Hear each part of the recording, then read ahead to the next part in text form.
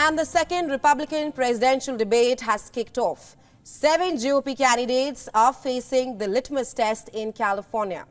Former U.S. President Donald Trump, the frontrunner, has snubbed the debate yet again, for the second time that too. Now, these are the candidates who are battling it out at the Ronald Reagan Presidential Library. Florida Governor Ron DeSantis, South Carolina Senator Tim Scott, former UN Ambassador Nikki Haley, businessman Vivek Ramaswamy, former New Jersey Governor Chris Christie, North Dakota Governor Doug Burgum, and former Vice President Mike Pence. Well, the debate comes at a critical moment in the GOP campaign. It's less than 4 months before the Iowa caucuses formally launch the presidential nomination process. The candidates are thus ramping up their campaign strategy in a bid to take on Donald Trump.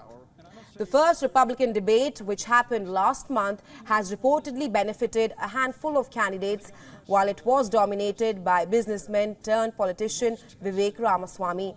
Not only him, former South Carolina Governor Nikki Haley has also drawn the most support since the debate took place. Well, as for the Republican frontrunner, Donald Trump, he is attending a number of events in Michigan. Instead, Trump has opted to meet with the union workers in Michigan, where he gave a speech shortly before his rivals took the stage in California. Now, Trump rallied against electric vehicles during the speech and said that a shift towards EVs will make the automobile industry obsolete. Take a listen. I side with the auto workers of America and with those who want to make America great again, and I always will.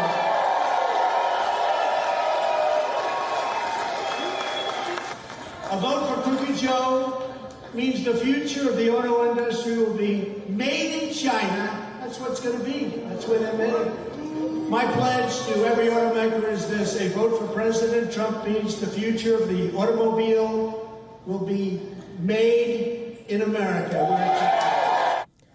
Well, Donald Trump's visit comes a day after U.S. President Joe Biden met the striking union workers. His decision to address the striking auto workers has once again highlighted the importance of union support for what is being pegged as a very tight presidential race. Despite missing all the crucial debates, Trump still leads the polls with heavy majority.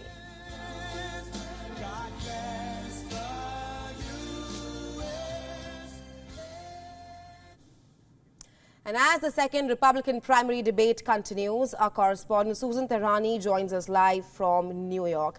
Hi, Susan. Now, Trump has decided to skip the debate for the second time. The debate has kicked off. What does the Republican debate entail, and what are the issues of contention? We're also learning that the debate is taking place just 10 minutes from the U.S.-Mexico border, so immigration will be a topic that will come up.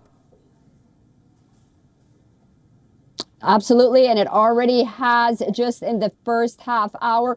But really, not surprisingly, the candidates started to be asked about the economy. 85% of Americans, those polled, say that their personal finances makes them stressful. 2 out of 3 Americans say that the country is generally on the wrong track. So the questions really focused on the economy first and foremost. But of course, you know, we had a line by Chris Christie who said that ultimately President Joe Biden should not be on the picket line with the strikers. He should be down at the border, solving this migrant crisis. The migrant issue, immigration, is a huge issue. Economy, of course, education, and also, public policy regarding Ukraine. Foreign policy is going to be very important for the majority of Republicans. The voters, at least, they're weary about the amount of money that Washington is sending to Ukraine. So those are things that we're going to be looking at for sure. Right, Susan, like we mentioned that this is the second round of the Republican debate. Who is trailing Trump in the race? Ron DeSantis is trailing Trump, although by a large margin. But really, I think the challenge right now for these candidates is to respect the viewers, the people that are watching right now, because these are serious issues. These are somber times for many Americans. They're divided. They're concerned about the economy, gas prices, how to put food on the table. And while Ron DeSantis is trailing Donald Trump by a large margin, there are other breakout stars, like you mentioned during the first debate, Vivek Ramaswamy, Nikki Haley.